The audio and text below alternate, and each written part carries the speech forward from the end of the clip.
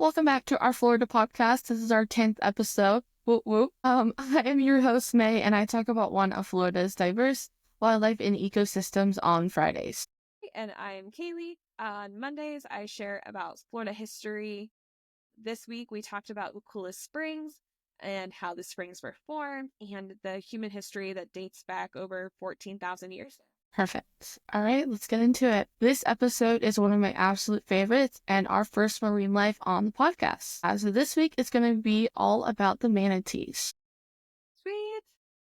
Right? I'm excited. There are two subspecies of the West Indian manatee. It's the Florida manatee and the Antillean manatee. The Florida manatee has existed in Florida for millions of years and is part of the Sirenia order. If I'm pronouncing anything correctly, kindly let me know in the comments if you'd like. If not, just go along with it. Manatees are large aquatic mammals typically residing in coastal waters, rivers, and springs. In the Gulf, Florida, manatees can be found west through Louisiana coast and sometimes sighted as far as Texas. So before Florida hits winter, manatees migrate to warmer water habitats like springs and power plant discharge canals. This migration to warmer waters is key to survival for manatees. So adult manatees are typically 9 to 10 feet long from snout to tail, and they will weigh around 1,000 pounds or so. It has been reported that they can grow over 13 feet long and may weigh more than 3,500 pounds. So they are big old water giants, basically. Big old water potatoes. Literally water potatoes, yeah. You might be covering this later, sorry. But if they are doing their winters in like the warmer spring water in Florida, where do they spend most of their summers? Are they just like out in the Gulf and stuff? Out in the Gulf, typically they're going to stay in somewhere that's like shallow water, so rivers. They do prefer to have calmer water, so like you're not really going to see them like in the middle of like, you're not going to see them in the middle of the ocean. Like they want calm, relatively calm water. Manatees do have to come up for air every couple minutes or so, and so it's very important that they're in relatively shallow water. So they graze almost nonstop a day, which I'm actually about to get into that. And so they need to be in waters that have quite a bit of vegetation, and again, warm water. So typically it's just shallow rivers, canals, things like that. So manatees, if you didn't already know, are aquatic herbivores and will spend about 8 hours a day grazing on seagrasses and aquatic plants. Some of these freshwater plants include alligator weed, hyacinth, HYA. Okay, I was close. Water lettuce, water celery, and musk grass. On average, manatees will eat about 100 to 200 pounds of plants. And so to eat this much food, they're going to graze for 8 hours a day. And that 8 hours, they're consuming about 10 to 15% of their body weight. And this is on a daily basis. Nice. That's awesome. Right? Literally. We're just floating around eating our greens. No, literally, that's what they do. That's all they do. Manatees use their 2 front flippers to drag plants closer, as well as they will dig for roots in the sand. Now, pretty super cool fact about manatees is that they have prehensile lips. This means the upper lip is split, and so the right and the left sides can move almost independently. So they're not fully independent, but they can almost move independently from each other. And so that helps them grab their food and be able to move their food a lot easier for them to graze on and stuff. Picturing like kind of like your like last 2 fingers, like you can move them independently, but they're like sort of connected, but that's their lips. Yeah. Exactly. I had no idea. And so I was a little curious to see what would make them like fully independent, but I didn't find enough information on and research to kind of like, oh, here's this information, but I am curious. Also was curious about cows and manatees. Do they have similar dental needs? And after some research, they actually do. Cows and manatees are both grazers. They require to be able to grind down their food. And so they both have molars that give them that capability. Now, the difference is that manatee molars are flat, and when they are worn down, they are replaced horizontally. While most mammals, and specifically cows, those teeth are replaced vertically. Interesting. Yeah. So they're like coming in from the back rather than up from below, is what Correct. That means. Yeah. Okay. Yeah, crazy. So yeah, exactly. Manatees are gentle Underwater mammals referred to sometimes as sea cows. So there's another comparison to cows. You can also typically find them just grazing underwater all day from vegetation. But physically, they are large, robust creatures with a round, paddle-shaped tail and a smooth, grayish skin texture. This, on a side note real quick here, because I gotta share it with someone.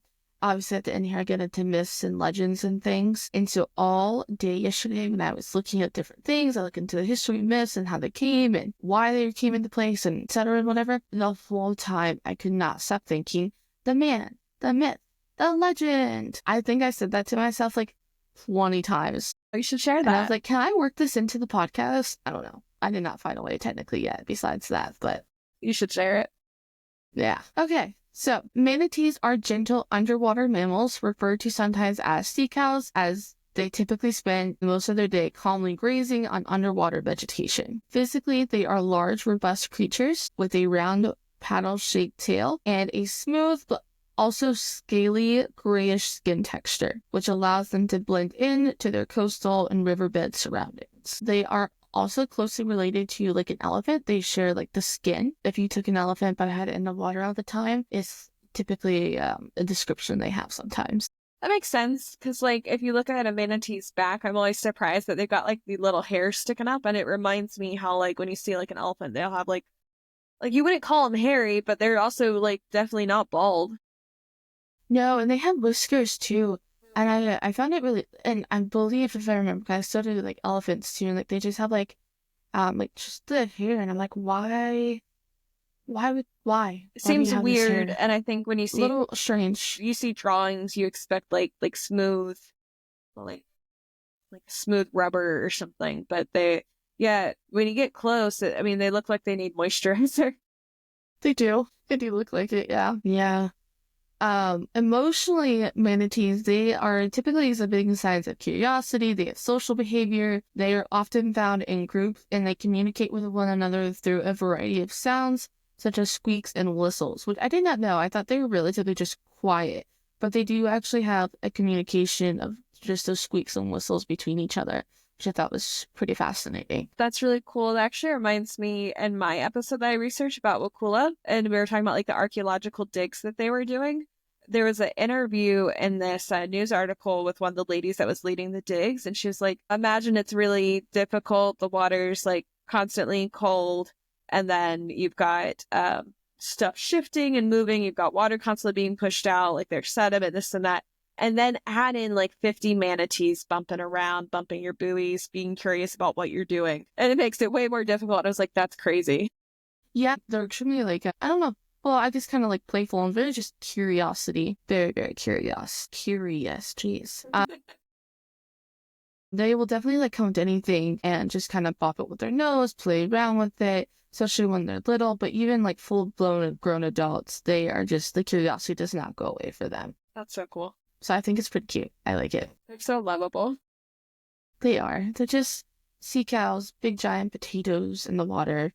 Manatees are big, gentle giants, basically, of the water.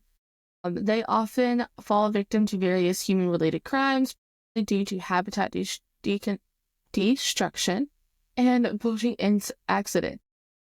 These creatures can be harmed by collision with boats, leading to serious injuries or typically most of the time fatalities. Additionally, illegal poaching and the destruction of seagrass habitats threaten their survival. And so for the last several years, conservation efforts work tirelessly to resolve and correct these issues, raising awareness about the importance, protecting the manatees, and also just protecting the environment. I know that there's like groups that like go out and like plant grasses and stuff for them, right?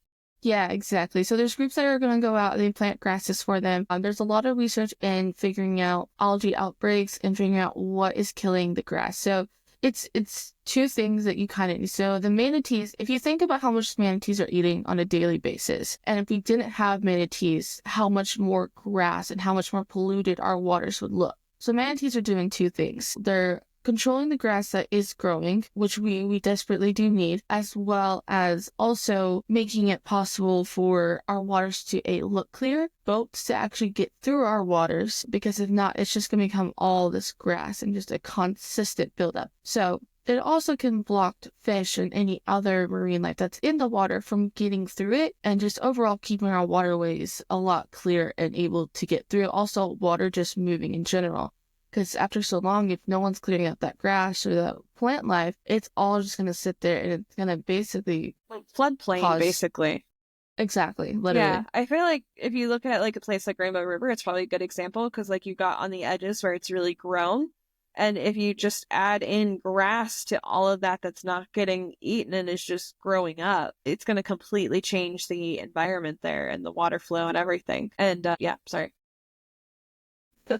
That's a good thing. Goodness, I don't know where I was going to go next.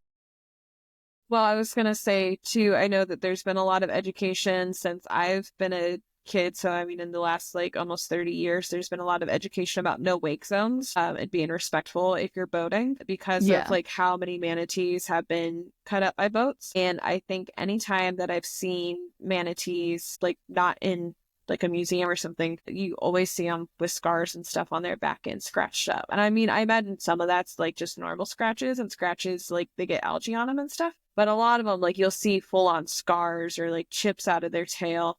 And it's where they've been hit by boats. Yeah, exactly. It's a good thing that you brought that up because that's actually what I'm going to get into next here. And I'm actually emailing you a picture right now because I totally forgot to do it before this podcast, before we start recording it. And so I just sent you that email. Don't look at that just yet, but in a couple minutes we'll go over that.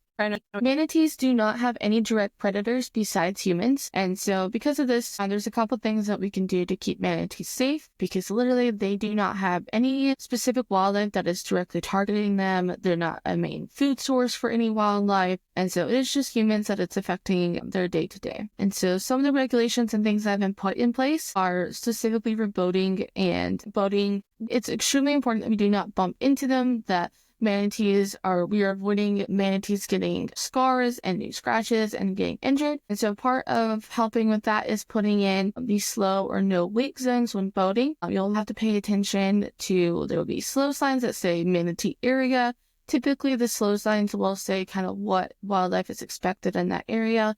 And then of course you just in general have the no wake zones when boating. Typically through November and March, manatees will take refuge in our warmer waters, specifically springs, because the springs provide a consistent 72-degree water, and that water is what they need to get through the winter months. So during these months at the springs, there's usually less boating allowed, there's more signs, and it's especially important to just pay even more attention to the slow or no wake zones because of the amount of manatees. There's sometimes can be 100 to 200 manatees in one area. Specifically in certain springs where it's a known refuge for manatees. Now, during these months, November through March, a lot of the springs will allow you to swim in the springs, and because of the manatees being in season, they will actually go ahead and stop all swimming, or they're only swimming in designated areas where manatees are typically not in there, because it is extremely important that we do not touch the manatees and that we are not directly interacting with them, specifically unless they interact with you first. Yeah, the no touching manatees is really important. And I think it's a really hard thing for people to grasp, especially because there are companies that will like offer that, which is really, really wrong and not okay. At the end of the day, they're a wild animal. And the more that we interfere with them, the more that we are going to mess them up. I remember like a great example of one of the springs that like allows you to swim, but not allows during these months is like the Crystal River Wildlife Management Area. And it's absolutely beautiful in there. And they have like hundreds or thousands of manatees that come in this time. I remember we were kayaking around like the river up to where the springs were. And there was a manatee and the calf. And they were kind of struggling a little bit. Like people were watching them. And so there was a lady in a vest. She was a volunteer. And she was just following and making sure that everyone gave them room, like 10 feet. Because otherwise the manatees are there and they're coming up to you and they're coming up close. But like if this mom gets separated from her calf, then the baby's not going to nurse, and the baby's already struggling. So like there's several things that can go wrong. Like the moms and calves can get separated. They can just get stressed out. Like it could be fun, but then imagine if there's a ton of people around you and like you're not eating because there's just a bunch of people touching you and doing stuff.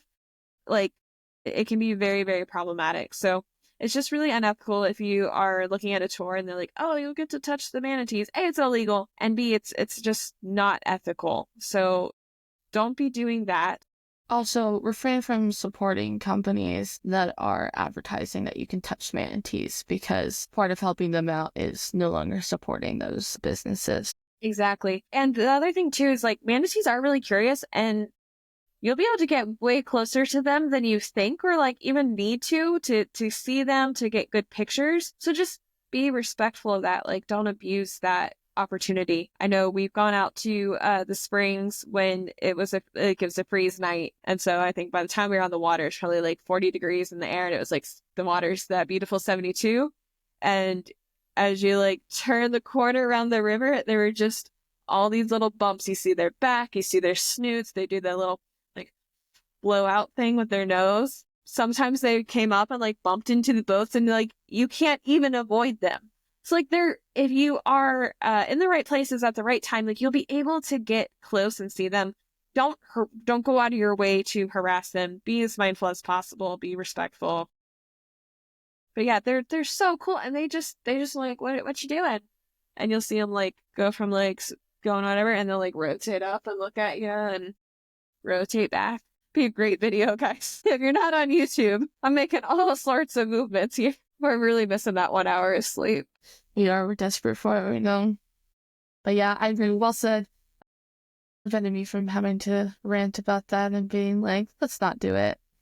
So, these are just a few of the things. We've got our slow, no wake zones. We do not want to touch the manatees. We do not want to be directly interacting them intentionally. Kaylee said it perfectly well. Manatees are relatively extremely curious.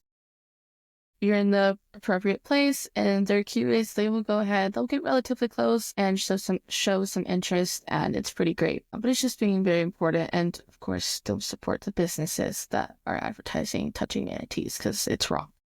Also feels really special to be like chosen by the manatee and not like imposing your will on them. It does. It really does. It's a totally different experience. There's also so many places, like Kaylee said, we camped overnight.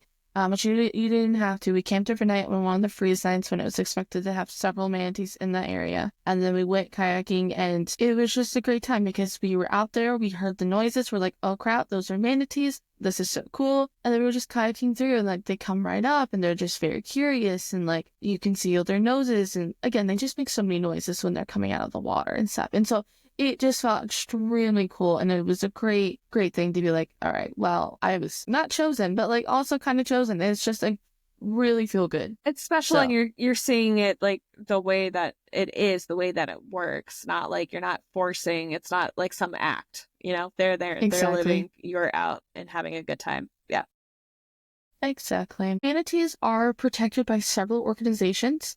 And so they are protected by the Marine Mammal Protection Act of 1972, the Endangered Species Act of 1973, and the Florida Manatee Sanctuary Act of 1978. So, I say all that. I do not get into all these different protection and sanctuaries and all these because it's so much information and a lot to go over.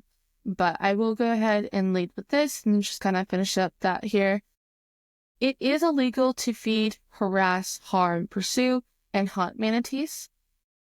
Now, thankfully, the manatee is currently only listed as threatened on the Endangered Species Act, and this has been this way since May of 2017. Before that, they were facing endangerment, and I believe they were almost to extinction. I don't think it was quite that close, but they were definitely on their way there. But they are still protected, and the constant research is happening every single year to ensure their happiness, their return, lots of different aspects of it. Because again, besides just being super cute and super great in the water, they do serve a great purpose and they are needed. Wayne Hartley has played a big role as an investigator for manatee research conducted at Blue Springs State Park. If anyone has been to Blue Springs State Park, definitely let us know in the comments. I had never been until I think it's been about 2 weeks ago I went. I went when we got like a little bit of a cold front that came through, and I was like, I really need to go see some manatees this year. And so I went this year, and it was a great time. If you're on social media, they have a page that they go out there daily and count how many manatees are there based on the weather. And then they also have named some of them to keep track of them, and they actually track them each year as they return. They track what calves, scars, different things like that. And so it's super cool. You can follow them on Instagram. Also, if you visit the park, they'll do like a count when you come in the entrance and tell you how many manatees were spotted. And so it's really cool. They do close down. Blue Springs State Park is very much so known that they have a great swimming area in the spring, but during these months, they do actually go ahead and close that down. They section off an area to prevent kayakers, boaters, swimming, all different any activities happening in the springs to stop during these times, because basically this section of the springs fill up with manatees, and there's just nothing but sometimes like over 200 manatees sitting in that one area. Crazy. Like, that's so many, like you would be seeing all of them. Now, I can't remember, but isn't it also like the season that they're in the springs is also calving season, right? Yeah. So that's part of it too, is like there's so many and it would be hard to not injure them if you're here. But also they typically, that's how we know, like that's also how we're figuring out who had a calf, is because they're bringing their calves back in. Okay, so like they're bringing their calves in at that time. Yeah, they're bringing their calves back in. So they're like, all right, well, we have this one, and then we're trying to see like they should have brought in, or it's expected they should have, and they're checking to see if they did or not, basically. How long does it take for them to reach maturity? Yeah. I was a slacker. I actually don't know. I didn't get into it. There was so much information on manatees, which I guess we'll say that too in just a minute or so here, because it was a lot. So I don't know. You want to Google it and tell me? Yeah. I can tell that you're Googling. Okay. So a manatee typically reaches sexual maturity around 3 to 5 years old for females and 5 to 7 years old for males. Wow. Yeah, so it takes them a while to grow up. It takes them 12 months. Their gestation period, so like how long it's forming the baby, is 12 months. So it takes a whole year to grow a baby. As I say, I'm pretty sure that their mating season starts the spring. Okay. And then a manatee calf stays with its mother for about 1 to 2 years. And so that's why they're expecting them to be coming back the next year with a developed, or pretty much not fully developed or calf or anything, but just a calf with them at that time frame. Exactly. Okay, cool. That's crazy that it takes them that long to reach sexual maturity, though. Mating season is March to September. Okay, so the mating is during the summer. If it takes a year, they're going to have the babies March to September as well. So yeah, they're going to be bringing them into the springs to. Just while we're on the page of things I forgot to look up and include in this episode, in case anyone is wondering, manatees have a relatively very long lifespan if they're able to make it through without having too much fatality from like boating accidents typically, or passing from like algae outbreaks and things like that. So manatees can live up to be about 60 years or older in the wild, but typically only about, as of right now, about only half of manatees in adulthood survive once they're in their 20s. So not the greatest odds. Not the greatest odds. Typically, like basically they're not living past 20 to 30. Do you talk about their mating habits at all? Nope. Okay, so I just looked it up. Okay, so manatees mate in herds. So one female, one female, bunch of males, and then they look like a pod, and they like churn the water up. And because they're so big, it's dangerous to interfere. And also they usually do it in like shallow areas. So it might look like they're like splashing or in distress, but they're just doing their thing, like Bumby. That's all I got. That's my manatee orgies. There we go. Yeah, manatee orgies. Yeah, let's. We made it to episode 10 and we got canceled. Sorry. All right. That's okay. I don't know how to bring this back to wholesome research that's being done. What's your next point? Wholesome research that's being done by an old guy. Shit. Okay. All right. Sorry, I derailed us, but we were talking about Blue Springs and this gentleman who's doing lots of really cool research on the manatee. Yeah, so specifically, some of that research, or what they specifically are doing, is a system that they are calling it Manatee Roll Call. So this entails Wayne Hartley and his partner Cora. I don't have much information on Cora, but I just know that it's Wayne and Cora. They are going out and doing this Manatee Roll Call. And so basically, they are doing a daily count of manatees. They identify the individuals and note any that have a calf or any new injuries.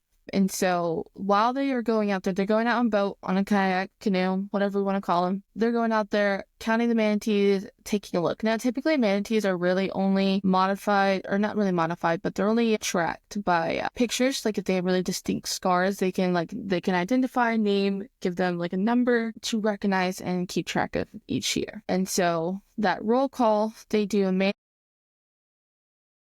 and so it's an outline of manatees, and it shows each year when they do it, they have the last year's what scars they had, and then they do a new scar shown on each manatee. So the scars and any new injuries are drawn onto the manatee outline, as well as indicated what shape the tail is in. So if the tail is missing any sections of its tail, just kind of what does it look like? The sea cows are going to get an identification number, and a lot of times they're getting a name, and then they're photographed for reference for the next manatee season. Now, Kaylee, that is what I just sent you a picture of this morning. So if you want to go ahead and pull that up here, I've sent you a picture of one of the PDFs for the far sheet so that you can go ahead and see it. And then I'll go ahead and load up a picture of this when I post about it on YouTube and then our Instagram as well. And so... Sweet. That's really cool.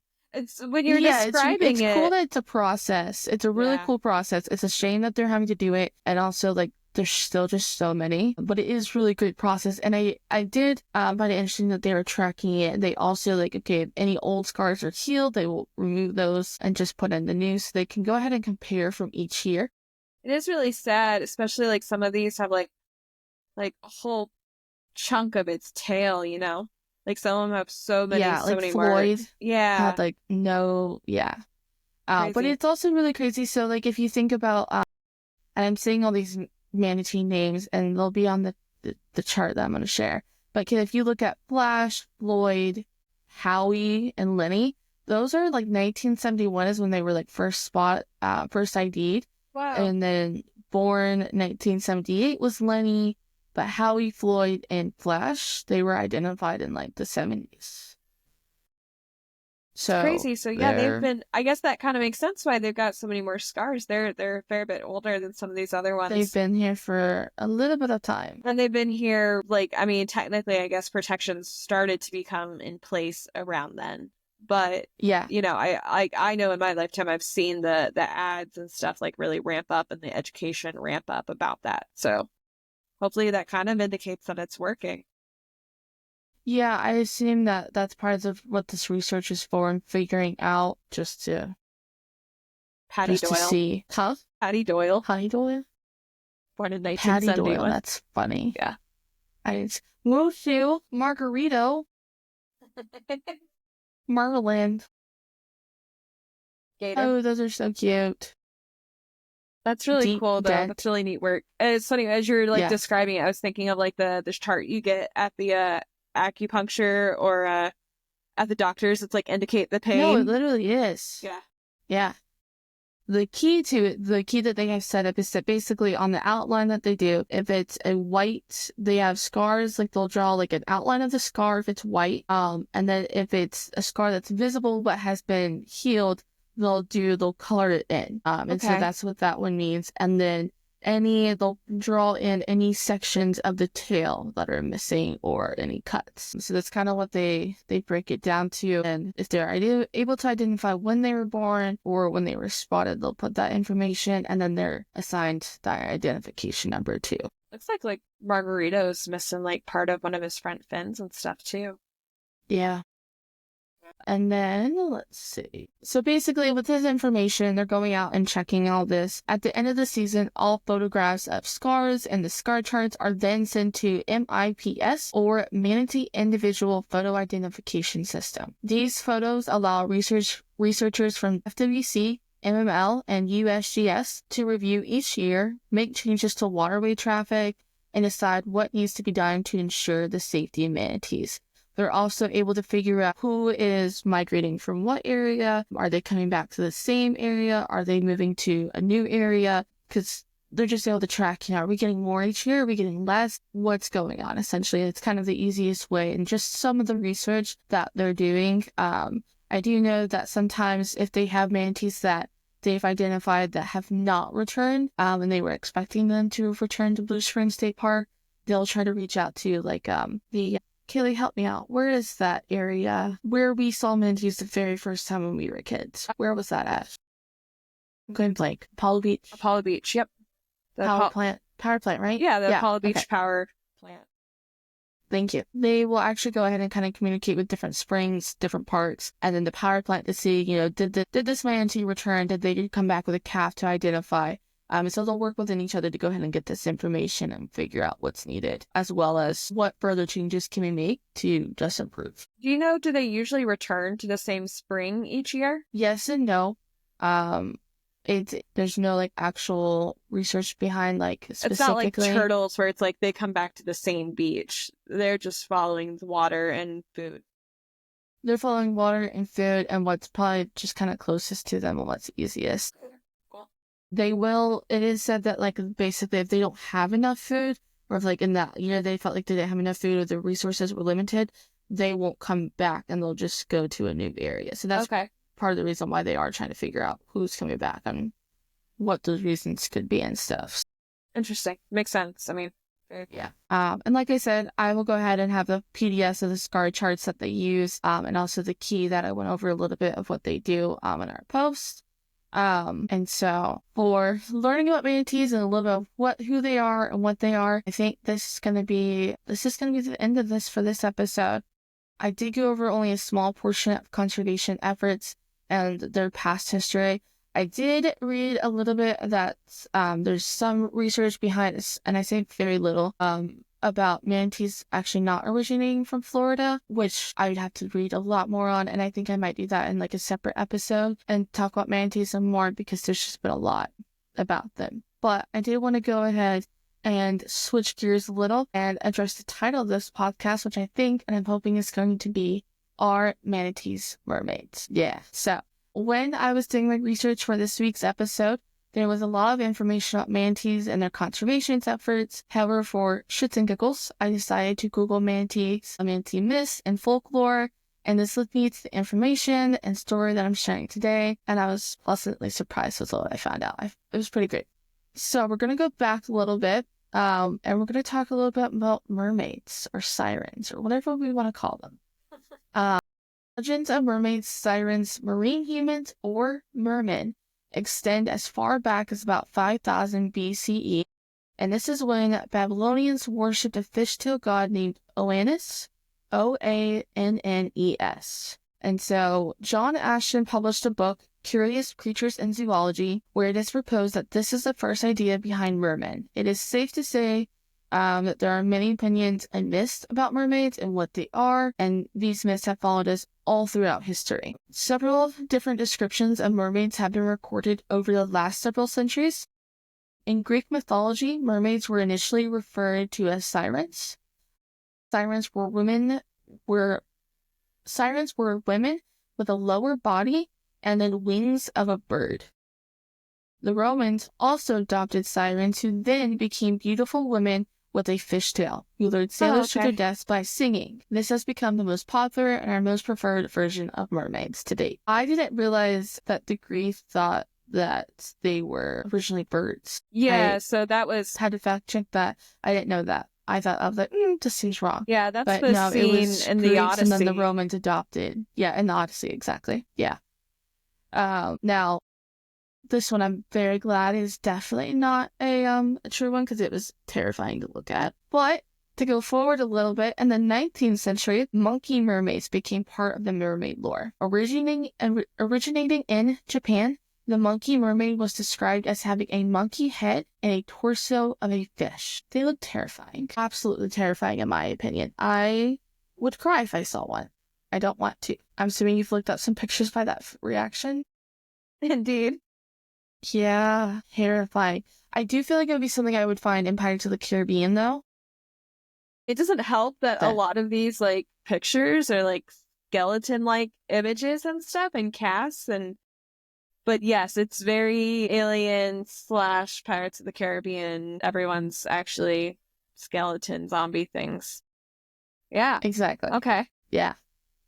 And so these are literally just some of the myths and legends that have come together about mermaids over the centuries, and I literally keyword is some. There are so many, and I have a link that I'll go ahead and provide that goes over the different, I guess, kind of what are like adaptations of mermaids and like what they came from, why people assume like, oh, that's a siren, that's a mermaid. It's interesting. It's also a little terrifying. That's how I came across the monkey mermaids as well. So be warned. I feel like that's how all of those old school stories work, though. You're like, oh, this one's kind of cute. And then you're like, and this one is going to kill you. And it's just a story to like keep kids in their beds at night and like not going out, Yeah, exactly. It seems to basically like myths and legends originate from like either A, like keeping kids in bed and like, don't go outside once it's dark or listen to your parents. But then also it's a very much so okay, well, we have no idea what this thing is.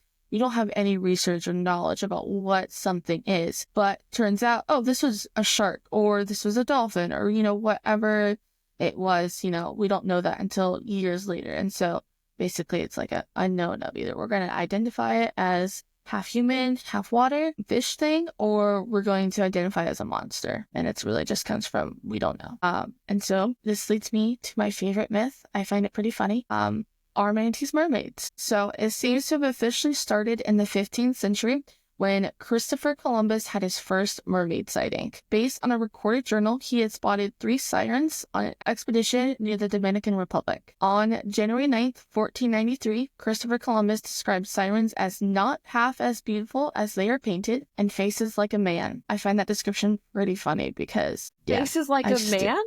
Yeah, also what kind of, that's not a description. That's not a description. That's not. I'm confused. But the not half as beautiful as they are painted, I find that really funny. Oh, yeah, for sure. Yeah. So on this exploration, they managed to spot what they believe to be sirens or mermaids. They are expecting to see a woman with a fish-like torso. It's much later confirmed that the siren spotting was Christopher Columbus having the first written record of manatees in North America. I do want to reference that Christopher Columbus did not find the first manatee. It's believed that manatees were there for much long before that, but that is our actual first written record of manatees. Yeah, it's the European, like, here's my letter going back to you. I saw the thing. It's never been seen before, even though thousands of people live here.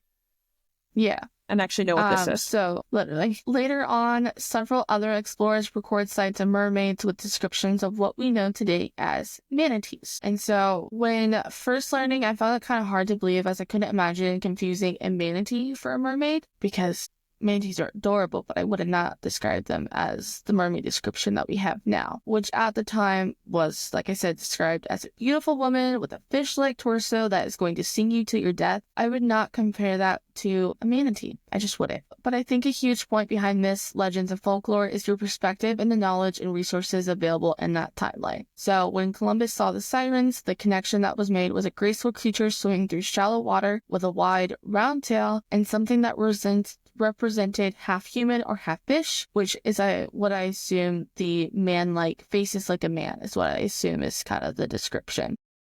And to give Columbus zero credit, but they do breathe. They are mammals, So that makes it a little more man-like than other fish. It makes them a mammal and not a fish, despite the fish too. Yeah. But really, we're giving Columbus zero credit here. Moving on. Zero credit, just for reference, zero credit. But basically, I mean, based on what information, they did have, I don't think it's the worst assumption to make, I guess, my thoughts on it. So I guess for basically any of our listeners, any listeners that are big into folklore, myths, whatever you'd like to call it, because there's lots of different names, I guess you can just ask yourself, do you guys think that manatees are mermaids? Do you think it's possible they originated? Do you think they could be compared? I don't know. I don't think they could be, in my opinion, but I don't know. In the book, Monsters of the Sea, a quote from Dr. Ellis states that sirens are still with us, and they are in the form of manatees and dugongs. I don't know if I'm saying that one right, but... How do you spell that? Dugongs. They're a family of manatees, and they are now extinct. Yeah. I But real that big just snoots. really, really big snoots. Very They're big like the snoots. basset Yeah. hound of manatees. Yeah, no, they are the basset hound of manatees. Absolutely. Yeah, I agree. As far as like, if I think, I do think that that's definitely what he was referring to as far as like, so it's a mermaid or a siren or whatever. I definitely think it was probably a manatee. There's actually a similar story with like unicorns and rhinoceros. And Yeah, a there lot of is. it comes down to like language and stuff because like you're trying to describe something you saw in Africa to somebody. And then like next thing you know, the horn is put here instead of here.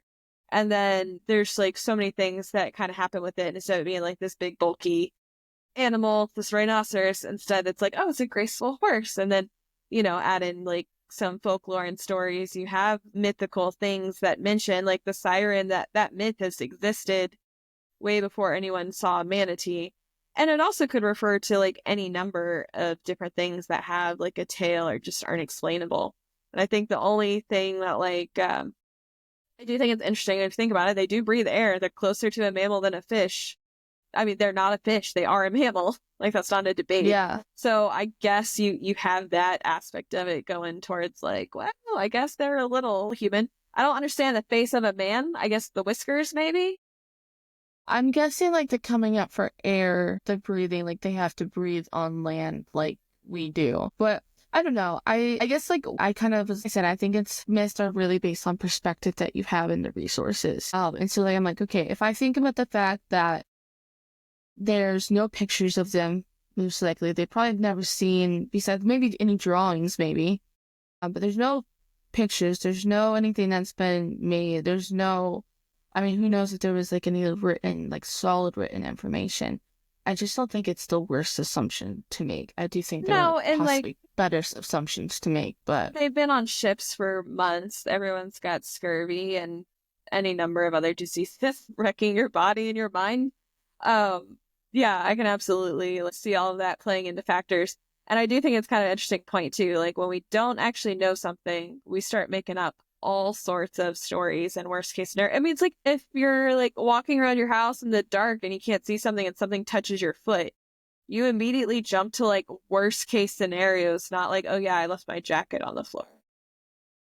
yeah. So that is Kaylee and I's opinion, and our perspective on Are Manatees Mermaids. I hope, please share below what your thoughts and opinions are.